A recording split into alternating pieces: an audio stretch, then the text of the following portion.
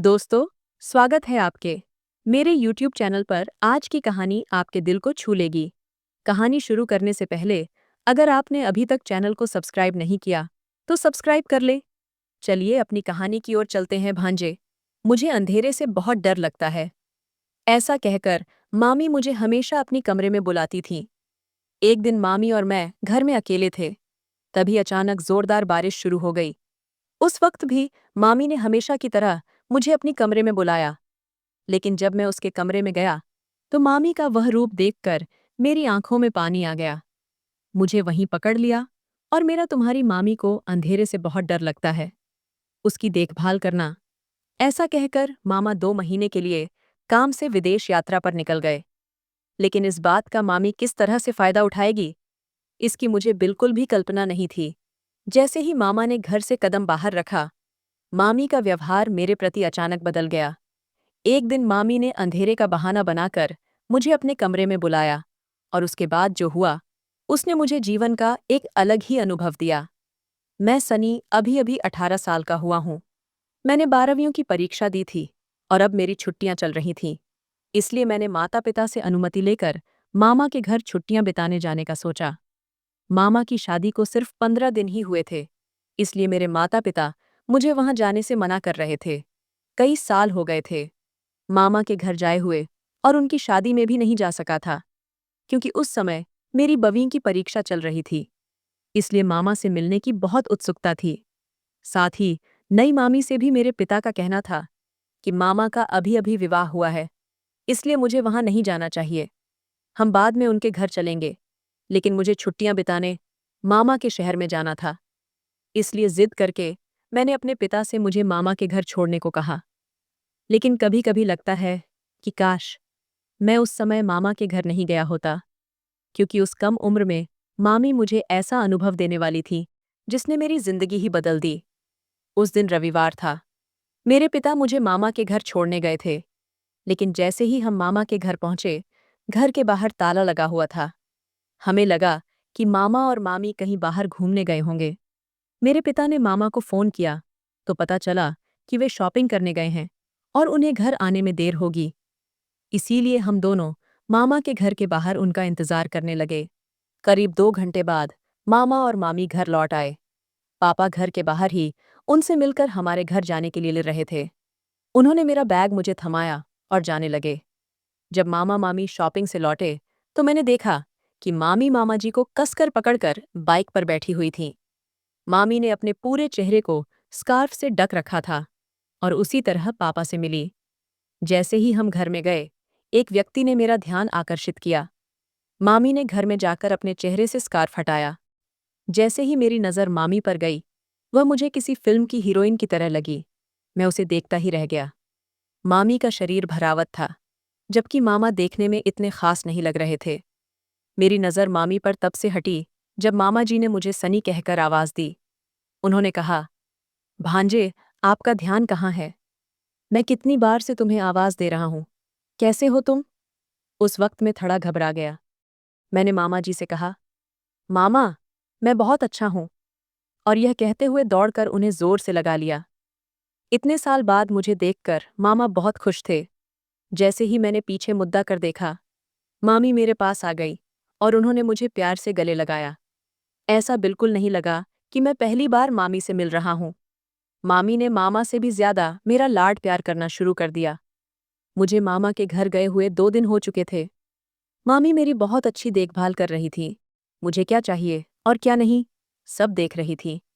मामा और मामी के स्वभाव के कारण मैंने ठान लिया था कि मैं अपनी पूरी छुट्टी यहीं बिताऊं। इस निर्णय का आगे क्या मोड़ आएगा, इसका मुझे बिल्कुल भी अंदाजा नहीं था। मेरे जाने के तीसरे ही दिन सुबह जब मैं नींद से जागा तो सुबह के 8 बज रहे थे। जब मैं अपने कमरे से बाहर निकला तो देखा कि मामा बैग पैक कर रहे थे। मामा को बैग पैक करते देखकर मैंने उनसे कहा, मामा, तुम इतनी सुबह बैग पैक करके कहाँ जा रहे हो? तब मामा ने कहा कि उन्हें अर्जेंट अपने काम के सिलसिले में 2 महीने के लिए विदेश जाना पड़ेगा। इस पर मैंने उनसे कहा, अरे मामा, मुझे यहाँ आए सिर्फ 2 ही दिन हुए हैं और तुम तुरंत जा रहे हो। मुझे कुछ नहीं पता, मैं तुम्हें बिल्कुल कहीं भी जाने नहीं दूंगा। तब मामा ने कहा कि यह मेरे लिए एक बहुत बड़ा अवसर है और अगर मैंने इसे छोड़ दिया तो मुझसे बड़ा मूर्ख कोई नहीं होगा, क्योंकि इस प्रोजेक्ट पर काम करने के अनुभव से मुझे आगे अच्छी पोस्ट मिल सकती है। मामा के काम के प्रति उसकी लगन को देखते हुए मैंने उससे आगे कुछ नहीं कहा। मैंने मामा से कहा, ठीक है, आज शाम को मैं पापा से बात कर लूंगा और मैं भी अपने घर चला जाऊंगा, क्योंकि तुम्हारे बिना मैं यहाँ रुककर क्या करूंगा। तब मामा ने कहा, सनी, अब जब मैं यहाँ नहीं रहूंगा तो तुम्हें अपनी मामी का ध्यान रखना है। भले ही मैं यहाँ से जा रहा हूँ, तुम्हें यहाँ से जाने की इजाज़त नहीं है। अब तुम मेरे लौटने तक मामी का ध्यान रखोगे, उसकी हर ज़रूरत का ख्याल रखोगे। और हाँ, एक बात ध्यान में रखना, तुम्हारी मामी को अंधेरे से बहुत डर लगता है, इसलिए खासकर अगर उसे कोई मदद चाहिए तो बेझिझक उसकी मदद कर सकते हो। कुछ भी मतलब, कुछ भी। उस वक्त मुझे उस कुछ भी शब्द का मतलब नहीं समझ में आया था, लेकिन आगे चलकर मामी मुझे इस शब्द का अर्थ जिस तरह से समझाने वाली थी, उसका मैंने कभी सोचा भी नहीं था। उस दिन मुझे यह बात पता चली कि मामी को अंधेरे से डर लगता है। शादी के बाद भी किसी को अंधेरे से डर लग सकता है। ये बात मेरे लिए आश्चर्यजनक थी। मैंने मामा से कहा, ठीक है। थोड़ी ही देर में मामा की कैब उसे एयरपोर्ट ले जाने के लिए आ गई। मामी ने विदाई दी और हम दोनों घर के अंदर आ गए। अब घर में सिर्फ मामी और मैं अकेले थे। मुझे मामा के साथ खूब मज़े करने का मन था, उसके साथ पूरे शहर में घूमने का मन था। इसी तरह मैं अपनी छुट्टियां बिताना चाहता था, लेकिन मामा ने तो इन सब योजनाओं पर पानी फेर दिया था। मेरा यह सोचना जितना सही था, उतना ही गलत भी, क्योंकि मामा के साथ जो अनुभव मैं करने वाला था, उससे कहीं बढ़कर मैं मामी के साथ जो अनुभव करने वाला था, वह कुछ और ही था। जिस रात मामा गया, उस रात मैं अपने कमरे में मोबाइल पर गेम खेल रहा था। गेम खेलते खेलते मैं भी बोर हो गया था, इसलिए टीवी देखने के लिए हॉल में आकर बैठ गया। उस वक्त टीवी देखते हुए कुछ समय बाद मामी मेरे पास आई। मामी ने कहा, भांजे, तुम्हें देखकर ऐसा लग रहा है कि मामा के जाने के बाद तुम्हारा मन घर में नहीं लग रहा है। मामी ने बिल्कुल सही पहचाना। तब मामी ने कहा, चलो थोड़ा बाहर घूम कर आते हैं। ऐसा कहकर उसने अपनी स्कूटी निकाली और मुझे आइसक्रीम खिलाने के लिए बाहर ले गई। जब हम घर से बाहर जा रहे थे, स्कूटी पर मैं मामी के पीछे बैठा था। मेरी अनजाने में हाथ मामी की कमर पर चला गया। मेरा हाथ उसकी कमर से टकरा गया तो मामी थोड़ी घबराई, जिससे मैंने तुरंत अपना हाथ पीछे कर लिया। लेकिन अगले पल मामी ने मेरा हाथ पकड़कर अपनी कमर पर रख लिया। उसका यह व्यवहार मुझे कुछ समझ में नहीं आया। आइसक्रीम खाकर हम घर लौटे। जैसे ही मामी ने घर का दरवाज़ा खोला और हम अंदर पहुंचे, अचानक घर की सारी लाइटें चली गईं। अचानक अंधेरा हो गया और चारों ओर घना अंधकार फैल गया। ये समझ में नहीं आ रहा था, इसलिए मैं वहीं खड़ा रहा।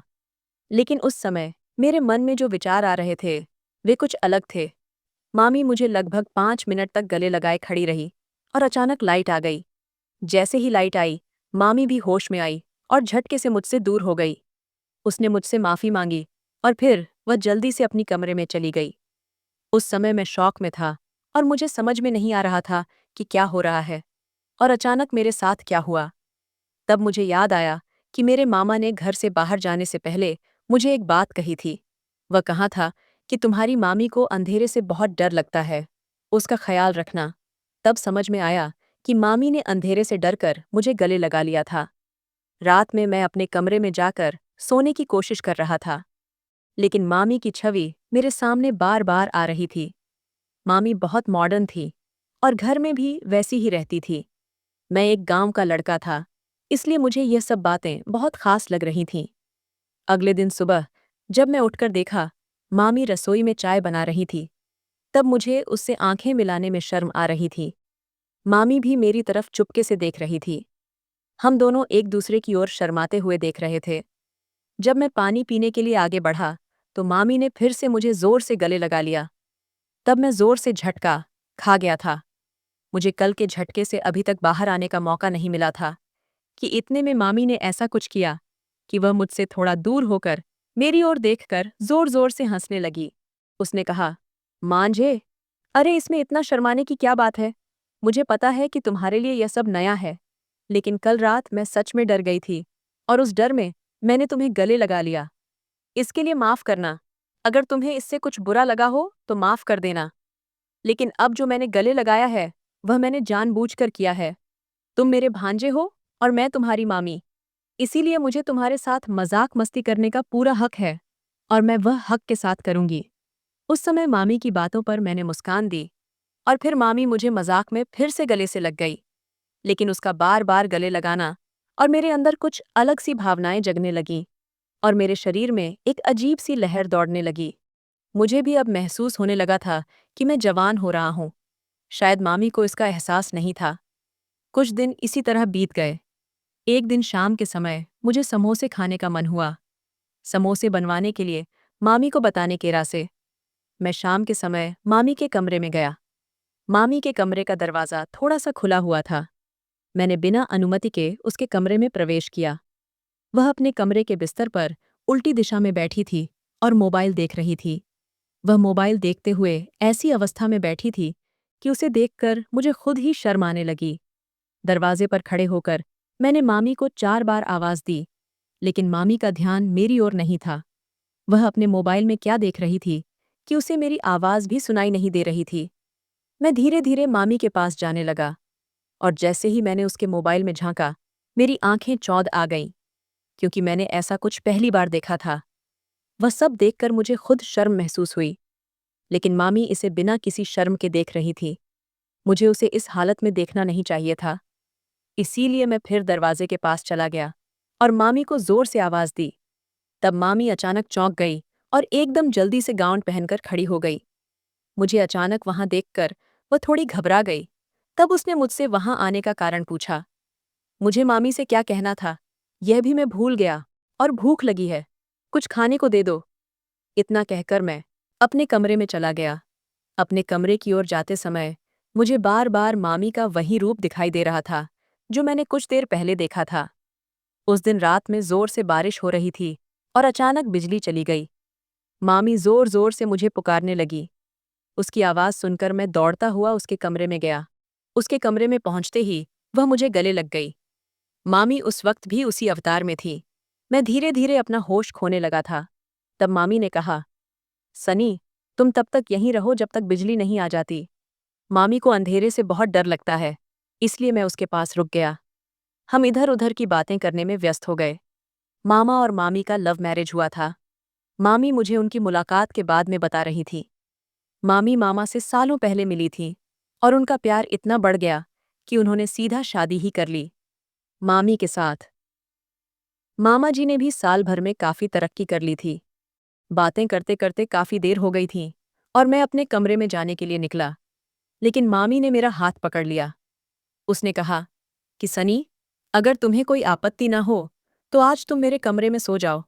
मुझे तो कोई आपत्ति नहीं थी, क्योंकि उस घर में मामी और मैं अकेले ही थे और मामी के साथ का एहसास मुझे अच्छा लगने लगा था। उसके साथ होने से एक अलग ही अनुभव हो रहा था। उस रात बारिश लगातार हो रही थी, जिससे बिजली भी नहीं थी। सुबह उठने पर मैं काफी फ्रेश महसूस कर रहा था, जैसे कोई अलग ही संतोष मिला हो। मामी भी बहुत खुश लग रही थी। ऐसा खुशी भरा चेहरा मैंने पहले मामी का कभी नहीं देखा था। नाश्ते के दौरान मामी हंसते हुए मुझसे बातें कर रही थीं। मामी ने कहा कि अब बारिश के दिन है, इसलिए मामा के वापस आने तक मुझे उसके कमरे में ही सोना चाहिए। मामा जी ने जाते वक्त भी मुझसे कहा था कि मामी को किसी भी चीज़ में मदद की ज़रूरत हो तो करना। इसलिए मैंने भी मन में संकोच न रखते हुए मामी के पास रुकने का फैसला किया था। रात को मामी मुझसे बड़ी अच्छी बातें करने लगीं, लेकिन एक बात मैंने नोटिस की कि सुबह उठने पर मेरे पेट में हल्का दर्द महसूस हो रहा था। अंधेरे के डर की वजह से मैं मामी के कमरे में सोने लगा था, पर मामी इसका कुछ अलग ही फायदा उठा रही थी, जो मुझे समझ में नहीं आ रहा था। मामी मुझसे क्या चाहती थी, यह भी मुझे तब समझ में नहीं आ रहा था। रात को बातें करते समय अब मामी हमारे दोनों के लिए सुगंधित दूध लाने लगी थी। दूध पीते पीते और बातें करते करते मुझे कब नींद आ जाती, इसका पता भी नहीं चलता। मुझे तो ऐसा लगने लगा था कि मामी की सुंदरता अब मेरी आंखों में बसने लगी थी। लेकिन एक अजीब बात मैंने देखी कि मामा के बाहर जाने के बाद मामी को उसका फ़ोन बहुत कम ही आता था। सुबह उठने पर मेरे पेट का दर्द धीरे धीरे बढ़ने लगा था, इसलिए मैंने अपने पिताजी को फ़ोन कर घर जाने का निर्णय लिया। घर जाने की बात सुनकर मामी मुझसे नाराज हो गई थी। उसने कहा, तुम्हारे मामा ने तुम्हें कहा था कि मामी का ख्याल रखना। तुम मुझे छोड़कर बिल्कुल भी नहीं जा सकते। अभी तो हमारे रिश्ते में रंग आने लगा है।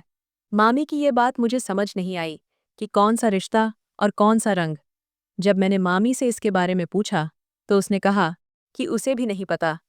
पर तुम मुझे छोड़कर कहीं भी नहीं जाओगे। मामी ने तो मुझे घर न जाने का जिद पकड़ लिया था, लेकिन मेरा पेट दर्द कम होने का नाम नहीं ले रहा था। मैं मामी को ये बात बताने में झिझक रहा था। हर सुबह पेट दर्द के साथ मेरी कमजोरी भी बढ़ती जा रही थी। मामी तो हर सुबह किसी चीज में खुश नजर आती थी, लेकिन मुझे समझ नहीं आ रहा था कि हर रात मेरे साथ क्या हो रहा था। मुझे ऐसा दर्द पहली बार हुआ था।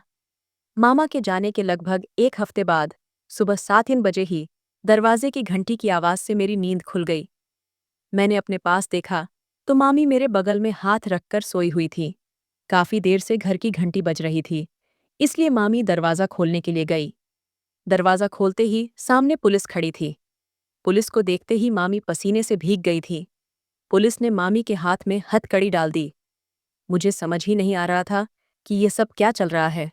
इतने में पीछे से पापा मामा को लेकर आए। मामा के हाथ में भी हथकड़ी लगी हुई थी। मामा को देखकर मैंने कहा, मामा, तुम तो 2 महीने के लिए काम के सिलसिले में विदेश गए थे ना? तब मैंने पापा से पूछा, पापा, यह सब क्या हो रहा है? तब पापा ने बताया, जब मैं तुम्हें यहाँ छोड़ने आया था, तब एक केस के सिलसिले में कि पुलिस स्टेशन गया था। वहां मुझे एक युवती के बारे में जानकारी मिली, जिसे ढूंढने में मेरे सहयोगी लगे हुए थे। जब मैंने तुम्हें यहाँ छोड़ा, तब तुम्हारी मामी ने स्कार्फ बांधा हुआ था, इसलिए मैंने उसे पहचाना नहीं। लेकिन बाद में जब मैंने सोशल मीडिया पर मामा की तस्वीरें देखीं, तो मुझे समझ आया कि तुम्हारी मामी ने नाम और पहचान बदलकर मामा से शादी की थी। मामा का फ़ोन टैप करने पर हमें चौंकाने वाली जानकारी मिली। मामा और मामी लोगों को धोखा देकर उनकी किडनी बेचने का काम कर रहे थे। तब मुझे समझ आया कि मेरे पेट में क्यों दर्द हो रहा था। मामी ने मेरे करीब आकर मेरी भी एक किडनी निकाल ली थी। रात में दूध में नशीली दवा मिलाकर मामी ऐसा कर रही थी, और कल रात मेरी भी धोखाधड़ी हुई थी। मामा और मामी ने तो रिश्ते की भी परवाह नहीं की थी। जल्दी पैसे कमाने की लालच में मामा मामी अंधे हो गए थे। अब सबको समझ में आ रहा था कि मामा ने 1 साल में इतनी तरक्की कैसे की थी। मैं तो मामा के प्यार में उनकी जगह छुट्टियां बिताने गया था, लेकिन मामा ने मामी के बहकावे में आकर मुझे भी नहीं छोड़ा। मेरी किस्मत अच्छी थी कि पापा ने समय रहते इस मामले की जांच की थी। उस समय मुझे समझ आ गया कि आज के दौर में रिश्तों, प्रेम और अपनत्व की कोई कीमत नहीं रह गई है। सभी अपने फायदे के लिए जी रहे हैं, इसलिए पहले जैसे रिश्ते अब नहीं रहे। मामी ने मुझे एक सबक सिखा दिया था, लेकिन जिसके जैसे होते हैं, भगवान वैसा ही फल भी देते हैं। तो दोस्तों, यह थी आज की कहानी। इस कहानी के बारे में आपकी क्या राय थी, ये कमेंट बॉक्स में ज़रूर बताइए। अगर आपको कहानी पसंद आई हो, तो वीडियो को लाइक करें और चैनल को सब्सक्राइब करें।